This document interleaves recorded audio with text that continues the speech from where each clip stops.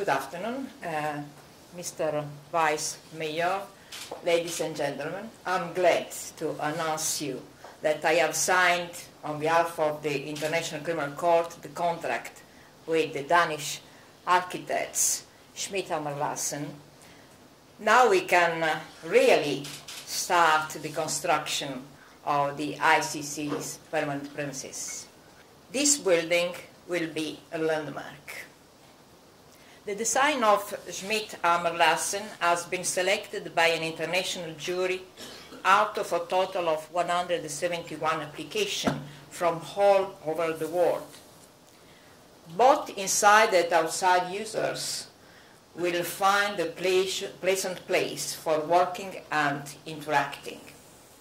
Security in particular has been a major concern, and the selected design shows a safe place that captures the ICC's core values of justice, independence, universality, diversity, and transparency. A building incorporating these values and at the same time meeting into natural environment, transmitting the feeling of harmony and peace. At this point, allow me to express the Court's gratitude to the host state, and in particular to the Minister of Foreign Affairs, the Municipality of The Hague, and the Government Building Agency. Without your organization's participation and funding, the worldwide architectural design competition would not have been possible. The Court's gratitude is extended to the Assembly of States Parties and Oversight Committee. Their ongoing commitment to the permanent premises project and financial contribution has been and remain critical to our final goal, creating the true seat for the ICC. So let's begin the construction without delay. Thank you for your attention. We are realizing a new milestone. This milestone is very important, not only for the City of The Hague, and not only for the International Criminal Court itself, but as well as for Holland, for the Netherlands, because it makes it stretches forward very strongly that Holland is a center where peace and justice questions has to be solved. This new building of this International Criminal Court will be constructed on the site of the Alexander Barracks on the Van Alkenaarlaan. The irony of this is that it's not that far from this very same spot that the famous architect Bjarne in 1908 already situated the center of the international community of The Hague. That center is never built, but this one will. International City of Peace and Justice is an exceptional noble title. As you all know, noblesse oblige. The Hague, therefore, in the years ahead is going to do a lot to invest in good accessibility, in homes, in offices, and in all that things that makes The Hague an attractive place to live and to work.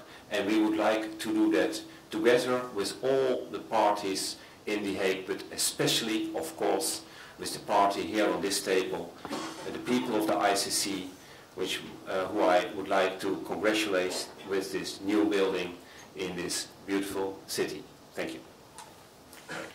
Over recent months, the Oversight Committee of the Assembly of States Parties has been closely involved in various stages of the process. An important milestone has been reached by signature of the contract. We have come one step closer to the realization of permanent premises for the court. As in any project of this magnitude and with such a high number of stakeholders, it has been an intense and challenging process that began in 2004 and which required the full cooperation of all parties involved. In this regard, allow me to express on behalf of the committee my appreciation to the project board which includes the court, the project director's office and the host state, for their commitment and hard work towards the common goal of preparing the groundwork for a suitable home for the court. The ICC is a landmark for a free, for an open, a just and democratic international community. It is the humble but central task of the architecture to support and promote such an important institution. When designing the permanent premises of the International Criminal Court, our point of departure was that the ICC will exist for the sake of all future generations. To the victims, to their families, and to the world, the ICC building must communicate respect, trust, hope, and most importantly, faith in justice. This is why the building cannot be anonymous. It must have the courage to express the values and credibility of the ICC. We have designed the building as an abstract and informal sculpture in the landscape, as a piece of land art. In this way, it becomes a backdrop for the ICC to communicate its values of openness and transparency. We want to give back the landscape to the city and let the open spaces, the sky and the horizon be an integrated part of the architectural composition. And in that way, let the landscape meet the city, the edge of the city limit.